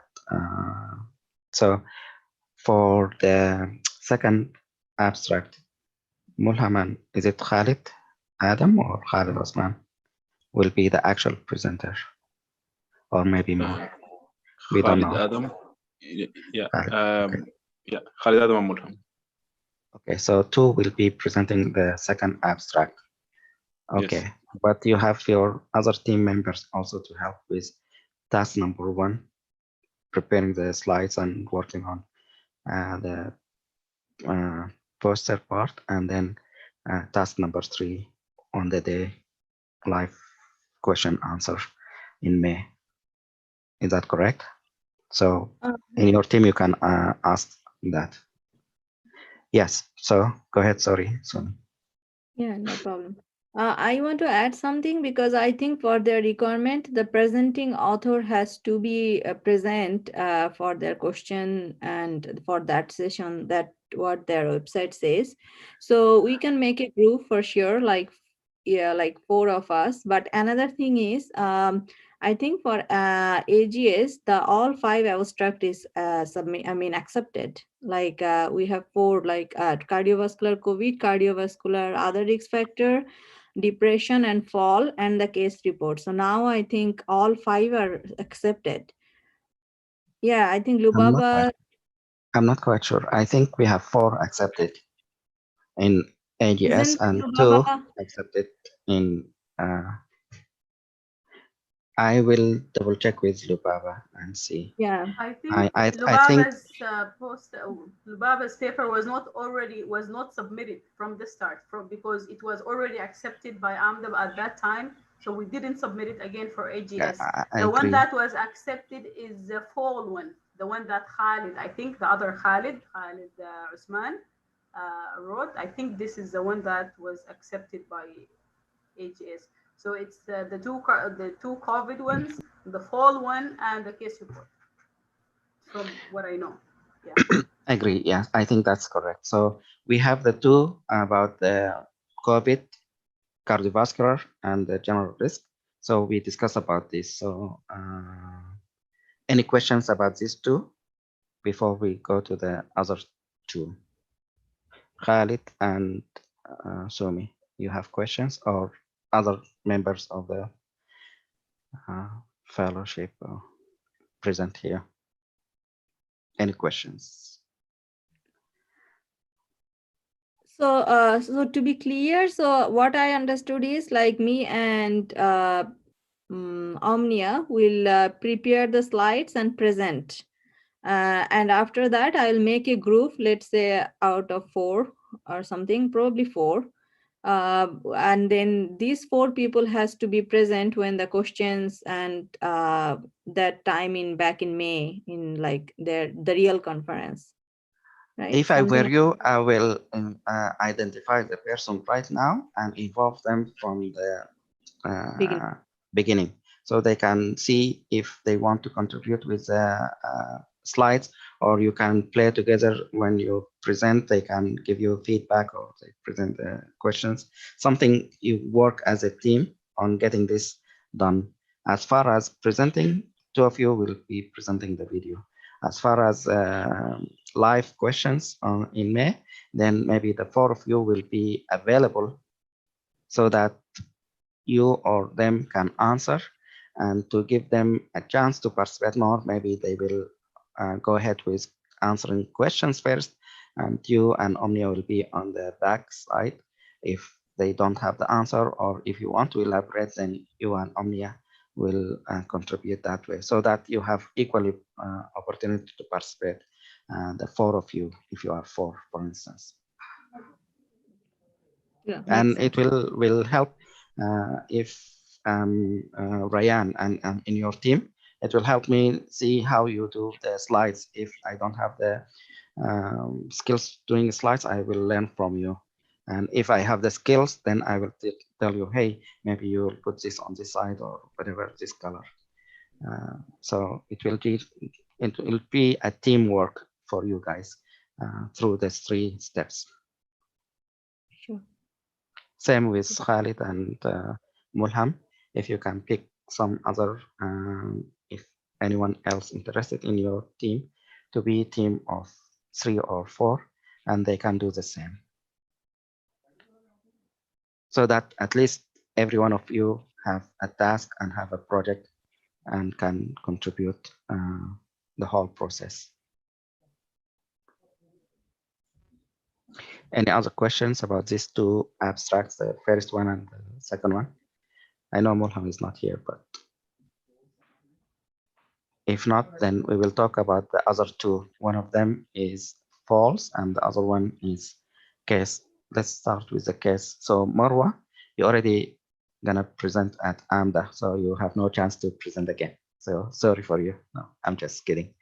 Who will be presenting with you in AGS? So for you, you're gonna work on the slide with your team. Let's say you have also 3 or 4 team members. So out of these 3 with you, you can assign, let's work on the slide, me and you, or whatever. And then you will select one, or some maybe volunteer, one of the 3, or maybe 2 of you will be presenting the actual video. And then all of you will be, or some of you will be available on the day in May for answering questions. So did you talk to the group, Marwa? Do we have someone presenting a case, interested in presenting a case? We haven't discussed this yet, but we'll give you confirmation next week. Can I get it by maybe tomorrow? Okay, at least the one who will be presenting, okay, or a couple of you who are going to present in the video. The whole team, it's up to you guys. You can add it to the Trello where the team will be, and then you can identify who will be tasked. Whatever way you want it, that's the best for you. I don't want to put pressure on everyone, but I need to have a list for the by Monday to give to the university for registration. It's just the technical steps for me. Definitely, no problem. Yeah, early tomorrow you'll have that. So that about the case. So some, maybe one, maybe two will present, and then the whole group will be working on the first task about preparing the slides, and the last task about being available for questions. And then in the meantime, you can present and do a mock kind of feedback and see if there's question, what can be improved until we do the actual video. Any questions about that abstract before we jump to the last abstract? Somi, you raised your question in your hand. No, I think it's from the last time. Okay, no problem. So the last one will be the false. Is it Ali or Khalid? You have question, Khalid Osman? Yes, regarding the false abstract, Mhm. I will discuss with the team today to figure out who is going to present what exactly, and get back to you on that very soon. Okay, so by tomorrow, I hope Ali, Khalid, and your team will give me a list of one person, a couple of persons who will actually present, and then your team will again do the same. You will work together to do the slides, and then after the slides, the presenter will work on presenting, and you give feedback, and then the whole team or most of the team will be available in May when there are actual live questions. How about that? And again, I want everyone to participate in any of these 4 abstracts. If you want interest in one project, then go ahead. I know most of you, your names are there in the abstracts submitted. So just seek, contact the abstract leader and then join that team. I don't want, by the end of the next week, I don't want anyone to be left alone, left outside, not participating. Is that clear for you guys? And hopefully this will be also to the fellows who are not present in this meeting now.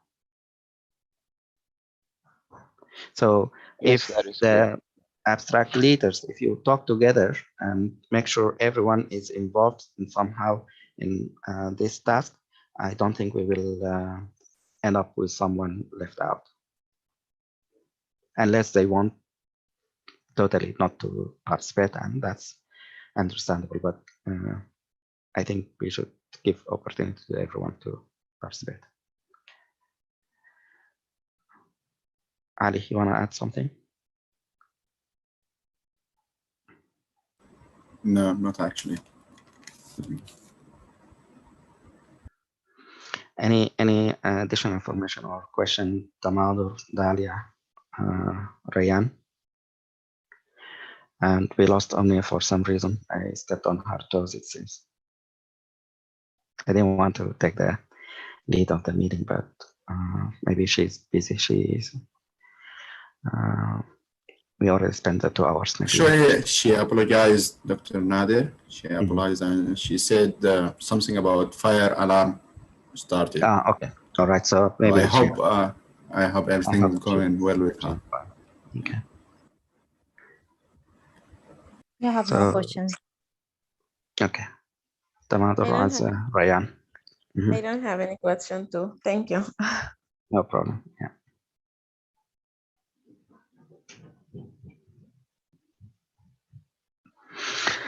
So who's gonna lead the meeting next week? Do we have a volunteer? Did we use the app to add your thing for next week or not yet?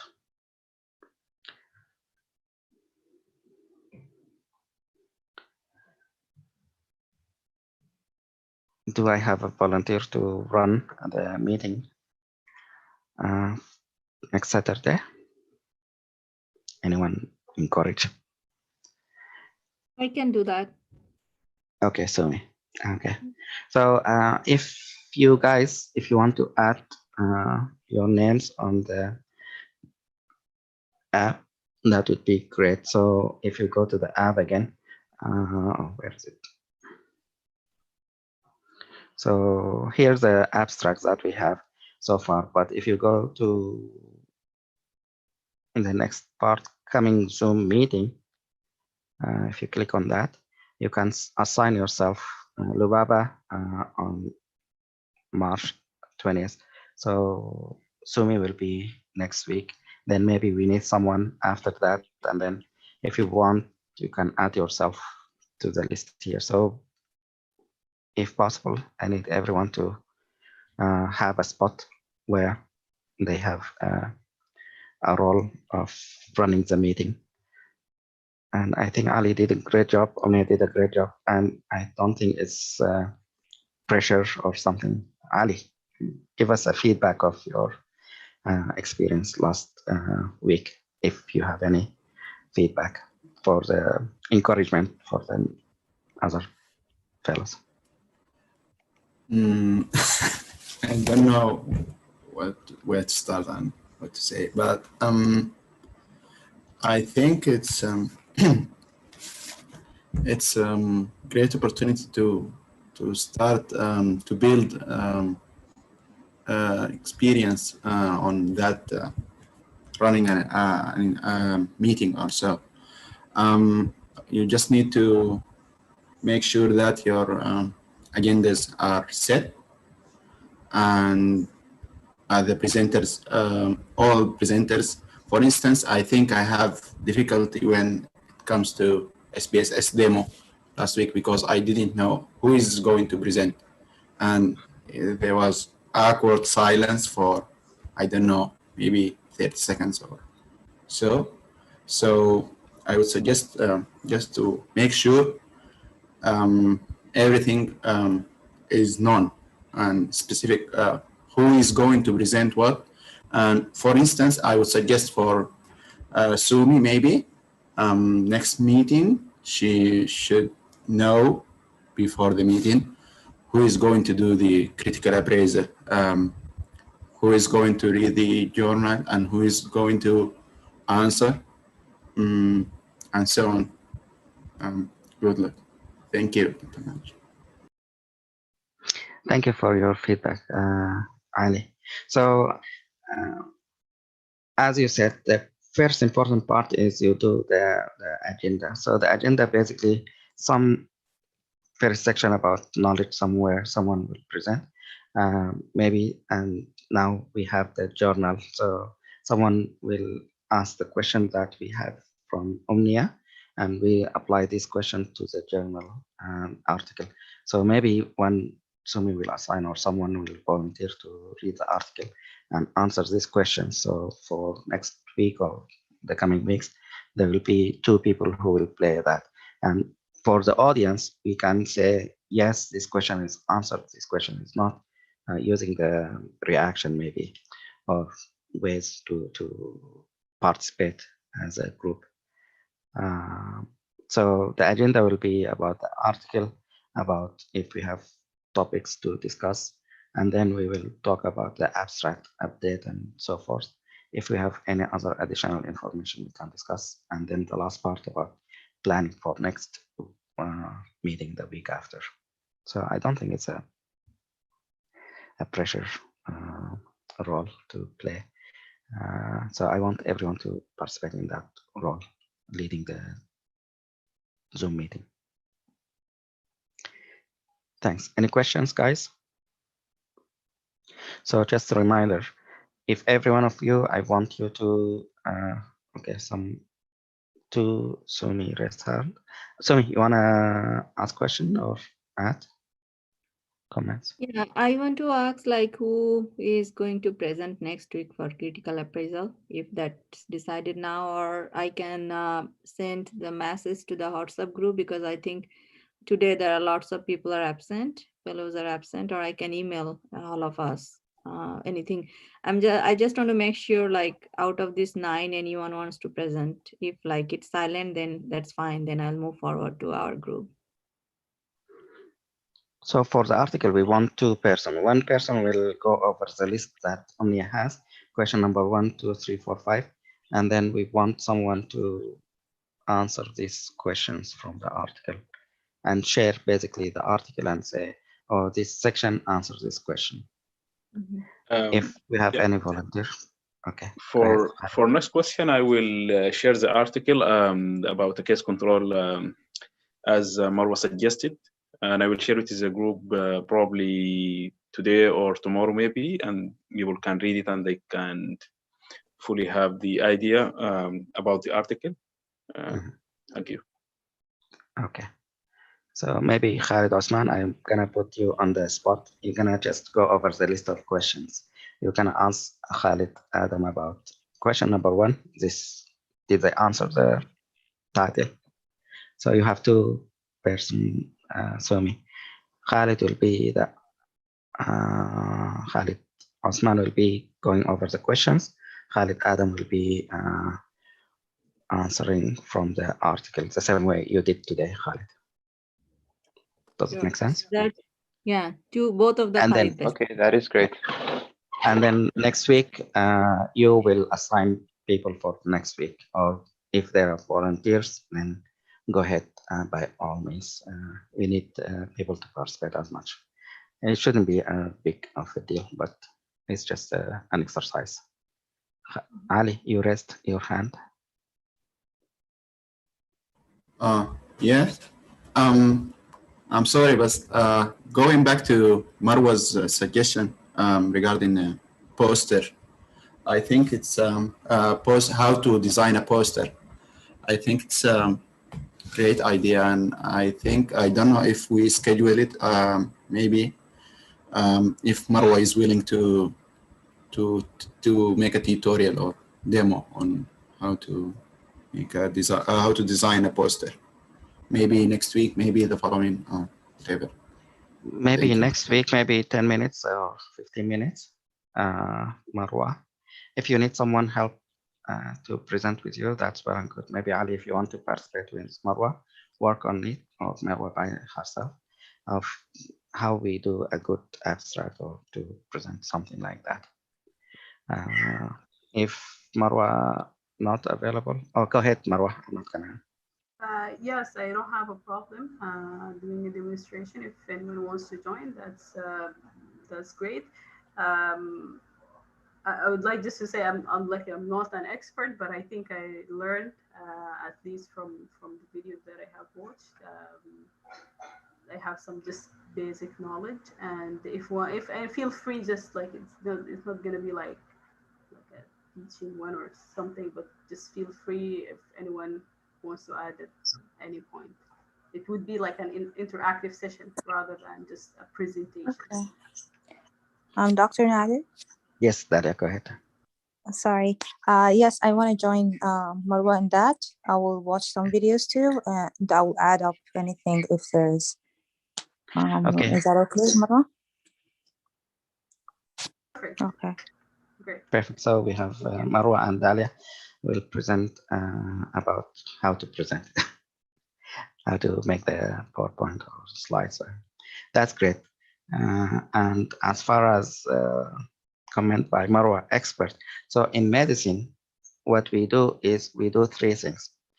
We show you how you do things, let's say a procedure.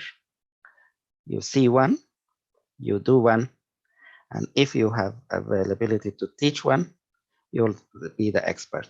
So you already did watch and you already submitted. Now you're gonna teach us and you will be the expert, Marwa, and maybe Dalia will be with you. So that.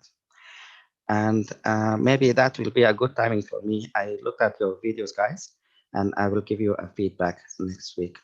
All in addition to after you present, maybe I will just make some comments for your feedback in general as a group. I don't want to give everyone their own feedback.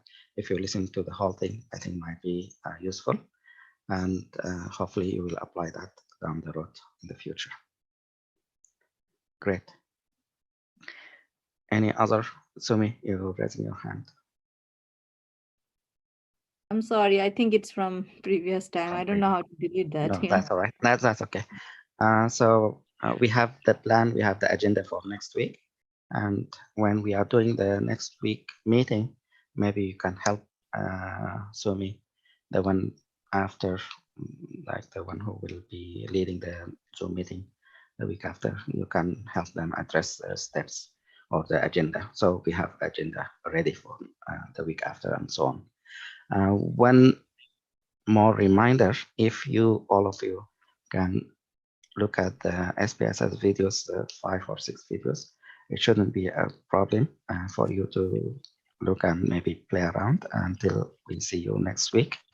Hopefully I will see your comments, everyone done with the task or with the videos. You already put some comments there. Any questions, any comments, anything additional before we? I would like to add one thing. I